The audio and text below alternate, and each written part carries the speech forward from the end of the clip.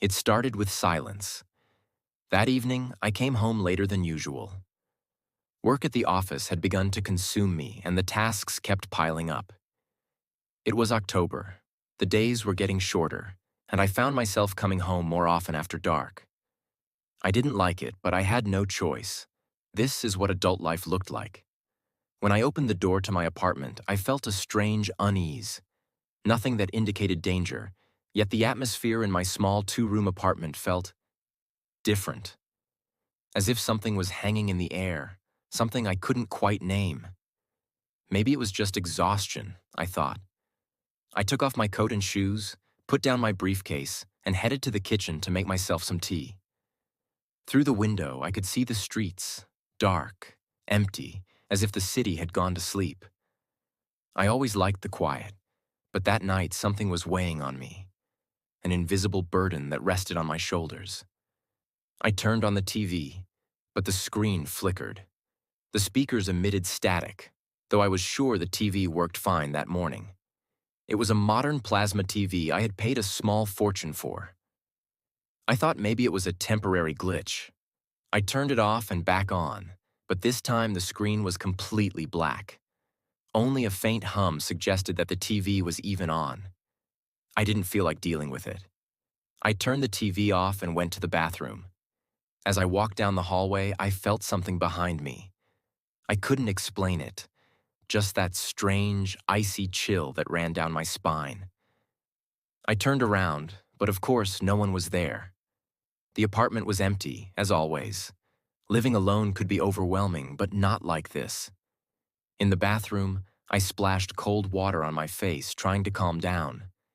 In the mirror, I saw something strange. When I looked up, I saw myself. But behind me, something was standing there. A shadow. It wasn't a clear figure, more like the outline of something dark with inhuman proportions. I blinked, and the shadow was gone. I thought it was just a trick of the light, but my heart started racing. I went back to the hallway, this time turning on all the lights. The whole apartment was lit up, but I still felt uneasy. I had the sense that with each passing moment, the light was getting weaker. The lamps dimmed, and darkness began to creep up the walls, slowly filling every corner of the apartment. I sat on the couch, trying to ignore the feeling, but it only grew stronger. The air in the apartment became heavy, as if something was weighing it down, forcing me to take shallow breaths. I thought I heard footsteps. Quiet, almost imperceptible, but coming closer. They came from the hallway. Finally, when the sound reached the center of the room, I heard breathing. It was shallow, raspy, as if someone was struggling to pull air in. I felt my heart stop, and cold sweat ran down my neck. Something was there.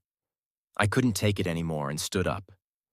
At that moment, all the lights went out, and I was plunged into total darkness. Even though the apartment was pitch black, I could feel something moving around me. It wasn't ordinary darkness. It was something alive, something aware. I could feel it surrounding me, circling, waiting. For what? I took a step toward the door, but I heard a whisper. It was a low, deep voice, saying something in a language I didn't understand.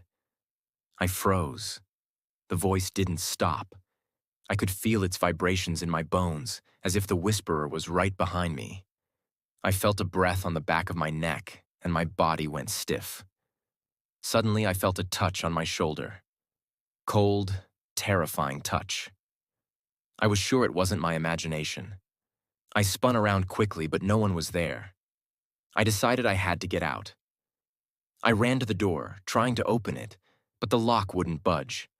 I twisted the handle, pounded on the door, but it wouldn't move. I screamed, but my voice echoed only off the walls of the empty apartment.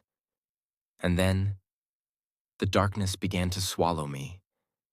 At first, it was just a thin mist, but with every second, I felt something wrapping around me, pulling me in. I couldn't breathe. I fought, tried to escape, but the darkness was too strong. I realized that whatever had come here wasn't just an illusion. It was real, tangible, and it had come for me. The last thing I remember was that terrible, cold voice whispering into my ear, "You're mine." And then, nothing. Only darkness.